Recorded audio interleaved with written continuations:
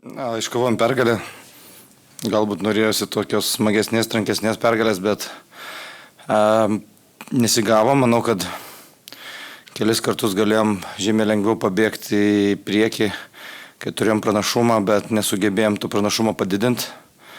Tada nuėjome iki rungtynių galo ir laimėjom tik rungtynių pabaigoj. Turbūt iš džiugesnių dalykų tas, kad praleidom gana mažai taškų.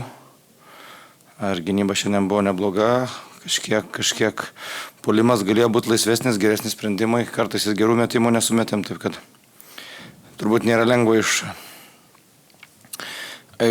sunkių rungtynių, iš blogo ritmo greitai pereiti į žymiai geresnį ritmą, taip kad pasiekėm pergalę, tai svarbu, o tikiuosi, kad kitą savaitę pagerinsim žaidimą. Po mačo su Valencija kalbėjote, kad buvote nepatenkintas, kaip komanda išėjo į rungtynes. Šiandien irgi startas 0-8. Tiesiog buvo varžovų geras žaidimas, ar komanda vėl išėjo primigusi? Kažkiek, žinot, Lietkabelis turėjo didesnį tarpą atsigauti, kažkiek turbūt lėmė ir tai, kad mažiau šviežų šiandien buvom. Gal to šiek tiek ir pritrūko mūsų puolime, mūsų šviežumo.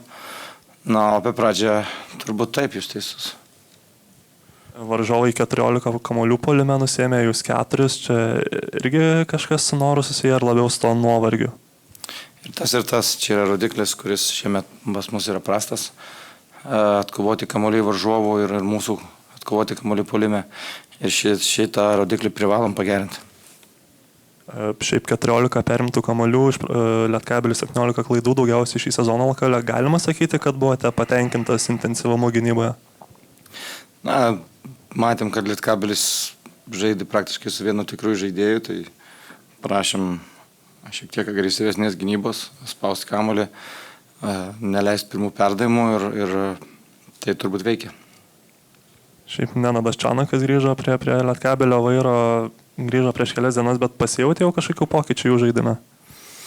Na, turbūt šiai dienai turbūt didesnis yra emocinis pokytis. Jeigu kalbant apie rungtynes, tai tokia buvo šiek tiek kieta, kaip ir visada Čanako komandos būna, taip kad manau, kad yra pavojinga žaisti, kai taip pakeičia trenerį, nes komandos dažniausiai būna geram emociniam fone.